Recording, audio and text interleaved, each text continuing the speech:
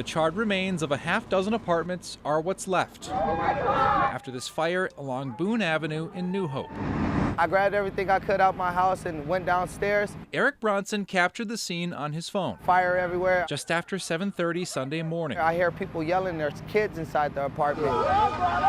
Dropped everything in my hand, jumped over the railing, and then went inside there and started pulling people out the fire. You couldn't see anything, so you just had to like feel around with your arms and yell and call out names. In total, Bronson says he and others rescued 2 children. People start breaking windows. And 2 elderly adults. I did see one guy, couple burnt skins, skin falling off. He had a burnt mark on the center of his head. Other than that, everybody looked like they was real good. This call was a 3rd alarm fire, so we needed a lot of resources. West Metro Fire Rescue Chief Sarah Larson says what started as an appliance fire in one unit spread to at least 6 others. She says at this time, the fire appears to have started accidentally. Everyone survived. One person was sent to a hospital, while Larson says several others were treated on scene. It was very labor intensive. We needed to check every unit and every floor and make sure everybody was out safely.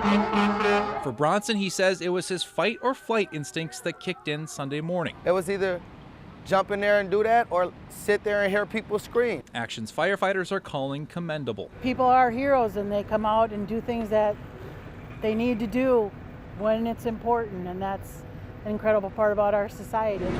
Jason Rantala, KARE 11 News.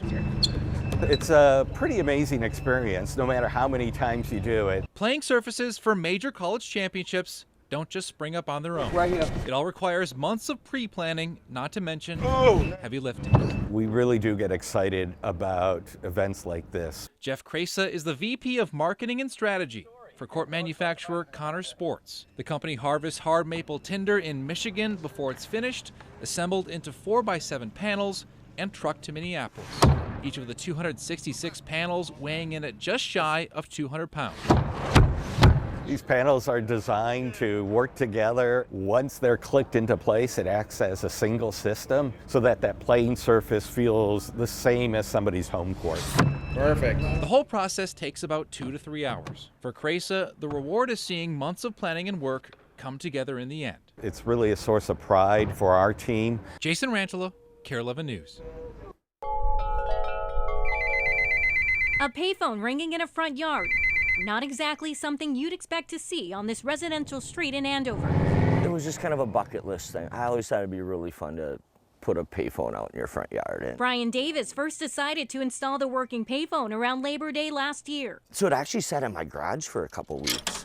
And to his surprise, it became an instant hit, with people from all walks of life stopping by to take a photo with this little slice of nostalgic joy. Young, old, in between, they just come, they chill. But recently, Davis spotted something out of the ordinary. I kind of saw this young kid kind of out playing and running around and stuff, and as the morning kind of went on, I thought, geez, he's kind of young just to be out there by himself. I eventually spotted him on the phone. Inside the house, I'm thinking, hey kid, that's not a toy. Davis says it turns out the child was lost and used the payphone to dial 911. All of a sudden, there's like 3 squad cars out front. So I came out and I said, did he call you guys? And he said, yeah, he called 911 because he didn't know how to get home. He never expected the attraction he purchased on a whim would come in handy. Everybody's like, wow, that's super, super cool. And even the police officers, they were surprised. They've driven by it and they always just thought it was a prop phone.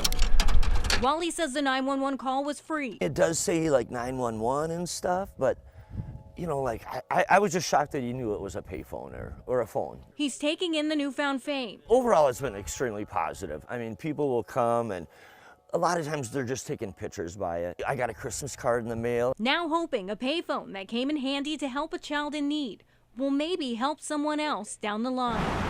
Maybe some more payphones should be spread out throughout, the cities.